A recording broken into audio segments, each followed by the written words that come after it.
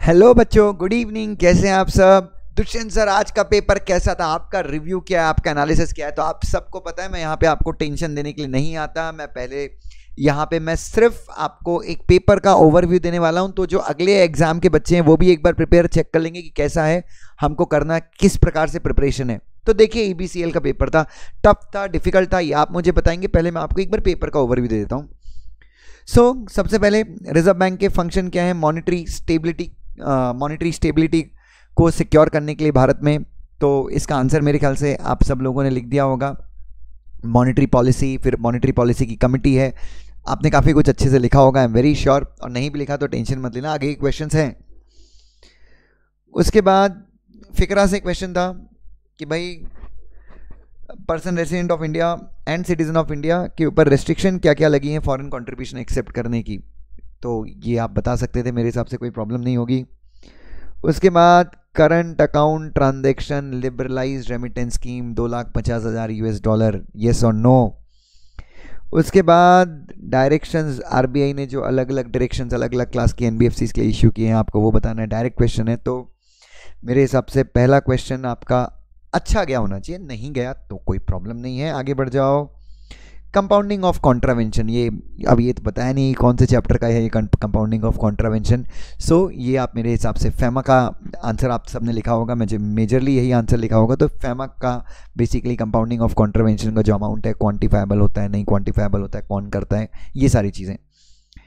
उसके बाद कौन कौन सी कंडीशन इंडियन पार्टी को फुलफिल करनी होती है ओवरसीज जेवी और डब्ल्यूओएस में इन्वेस्टमेंट करने के लिए? वो 400% वाला एक, इंडिया के बाहर अगर हम इन्वेस्टमेंट कर रहे हैं तो कैसा होना चाहिए, तो वो एक चीज़ देख लीजिएगा। ये ओडीआई से ये बेसिकली क्वेश्चन पूछा गया था।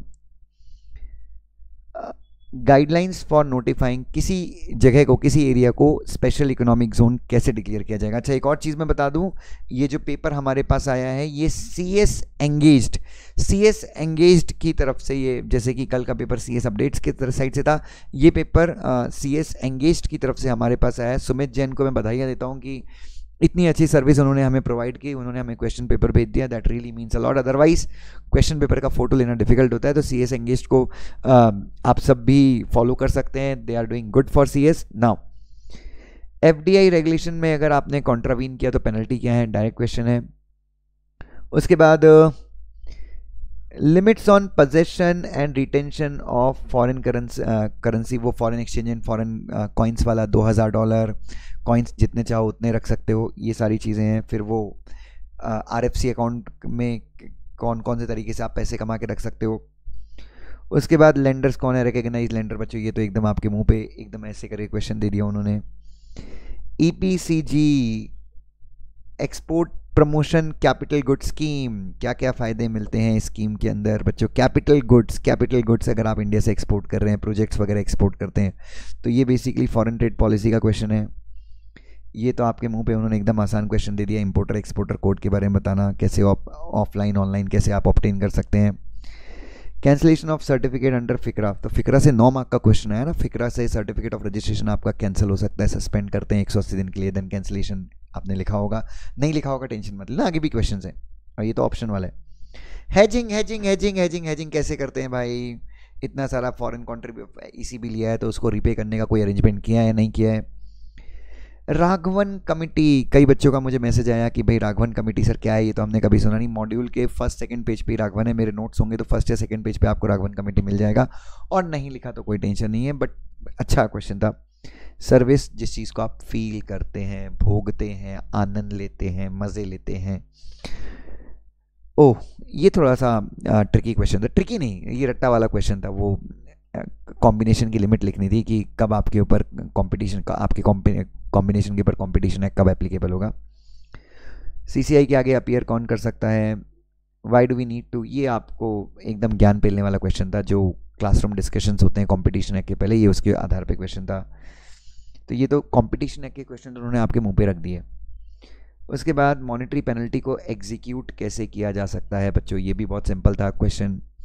उसके बाद inquiry of complaint under section 19 के अंदर कोई शिकायत करता है तो उसको रिजॉल्व कैसे किया जाएगा, तो ये एक चीज़ है।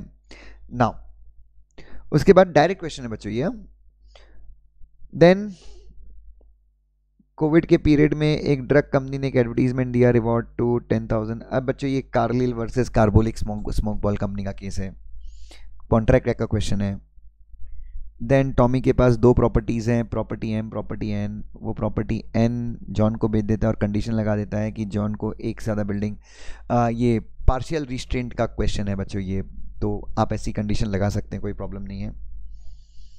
रमेश सेकेंड हैंड कार खरीदता है सुरेश से 4 लाख में। कार जो है वो स्टोलन प्रॉपर्टी है दिनेश की, मतलब आप दिनेश की चोरी की गई कार रमेश खरीद लेता है, दिनेश कार वापस मांगता है। तो ये वो इसमें था ना, कंडीशन है मेरे हिसाब से, कंडीशन एज टू टाइटल का, सेल ऑफ गुड्स एक्ट का क्वेश्चन है कंडीशन एज टू टाइटल का। अलॉटीज रेरा का एकदम डायरेक्ट क्वेश्चन पूछा उन्होंने। कॉन्ट्रैक्ट जिनकी स्पेसिफिक परफॉर्मेंस नहीं हो सकती, ये भी डायरेक्ट क्वेश्चन है बच्चों, ये तो बहुत सिंपल क्वेश्चन है ये। उसके बाद ट्रैक्टर खरीदा, मेरे ख्याल से ट्रैक्टर खरीद के, हाँ बच्चों ये कोपरा का केस है, बहुत फेमस केस है। तो ट्रैक्टर अगर आप खरीदते हो और उसको खाली टाइम पे आप किराए पे दे देते हो तो आप कंज्यूमर हो, या नहीं हो तो आप कंज्यूमर हो। उसके बाद रोहन ने बोरो किया 5,000 फ्रॉम बोमन और उसने प्रॉमिस किया, रोमन बोरो करता है 5,000 from Boman and promises to pay 10,000 if he fails to pay on a stipulated date. ठीक है, is on Roman's failure to repay on stipulated date Boman entitled to recover 10,000 from Roman, examine the claim of stipulated damages. तो मतलब मैंने आपसे promise किया था कि मैं आपको 5,000 रुपीज़ पे करूँगा और अगर मैं फेल हो गया आपको पे करने में तो मैं आपको 5,000 के बदले कितना पे करूँगा, I will pay you 10,000 rupees. मतलब मैं अगर इस डेट को पे करने में फेल हो गया तो मैं आपको कितना पे करूँगा, 10,000 रुपीज़ पे करूँगा, और मैं उस डेट को पर्टिकुलर डेट को फेल हो जाता हूँ पे करने के लिए, तो क्या मैं उतना, मतलब क्या मुझे 10,000 रुपये पे करना पड़ेगा। सो बेसिकली ये जो क्वेश्चन है कॉन्ट्रैक्ट एक्ट के डैमेजेस से रिलेटेड क्वेश्चन है, और यहाँ पे कई केस लॉज हैं कि आप सिर्फ रीजनेबल डैमेज ही क्लेम कर सकते हो। भले उसने बोला है कि वो 10,000 का डैमेज क्लेम कर सकता है, but damage has to be a reasonable damage. तो यहाँ पे हम अपने आंसर में ये लिखेंगे कि डैमेज जो है कोर्ट के डिसीजंस के हिसाब से हम डैमेजेस के टाइप बता सकते हैं कि ऑर्डिनरी डैमेज का होता है, एक स्पेशल डैमेज होता है। पार्टीज़ पहले से ही डैमेजेस फिक्स कर लेती हैं, उनको लिक्विडेटेड डैमेज बोलते हैं, बट इस केस में भी damages has to be, damage का जो अमाउंट है वो रीजनेबल होना चाहिए। ऑक्शन सेल्स डायरेक्ट क्वेश्चन था। Holding out partner by holding out, partner by estoppel भी बोलते हैं इसको। उसके बाद what do you understand by, ये OIML का ऊपर डायरेक्ट क्वेश्चन पूछा है बच्चों। उसके बाद sale and purchase agreement, so agreement, sale agreement और परचेज अग्रीमेंट के बीच में आपसे डिफरेंस बिटवीन पूछ रहा है 3 मार्क का। So it's just an agreement, there is a difference between agreement to sell and contract to sell. पहले अग्रीमेंट होता है एंड देन कॉन्ट्रैक्ट होता है, ठीक है। Now quantum meruit and anticipatory breach, basically anticipatory, ये कॉन्ट्रैक्ट, ये भी कॉन्ट्रैक्ट से है। देन रिवर्जन एंड रिमाइंडर, ये आप बता सकते हैं। एम्बिग्यूअस एंड इनकोएट इंस्ट्रूमेंट, ये नेगोशिएबल इंस्ट्रूमेंट टाइप का क्वेश्चन है, डायरेक्ट क्वेश्चन है। Rectification of instrument and cancellation of instrument, ये स्पेसिफिक रिलीफ एक्ट का क्वेश्चन। तो बच्चों सबसे पहले ओवरऑल कमेंट सेक्शन में ज़रूर बताइए कि आपका आज का पेपर कैसा गया, और ये भी बताइए बच्चों, मैं अपनी कोई प्रतिक्रिया नहीं दे रहा हूँ, डिफिकल्ट था पेपर, ईजी था, बट मेरे हिसाब से अगर इस पेपर में आपने कम से कम 75+ मार्क्स का बनाया है तो आई वोंट थिंक कि आपने उतना ख़राब किया है। क्वेश्चन पेपर ओवरऑल बहुत अच्छा था, और SLCM के पेपर के कंपैरिजन में थोड़ा सा आसान था आज का पेपर। मतलब मैं ये नहीं बोल रहा हूँ कि बहुत आसान था, बट उससे आसान था। सो जिन लोगों ने अच्छे से पढ़ाई की है, मेरे ख्याल से वो पूरे 100 मार्क का पेपर अटेम्प्ट करके आए होंगे। और ऑप्शंस थे बच्चों, क्वेश्चन में बहुत सारे ऑप्शंस थे, तो ऑप्शंस ने पेपर को और इजी कर दिया। तो मेरे हिसाब से पेपर अच्छा था, मैनेजेबल था। आप प्लीज़ कमेंट करके बताइए आपका क्या ओपिनियन है इस पेपर पे, ठीक है। Thank you so much, God bless you.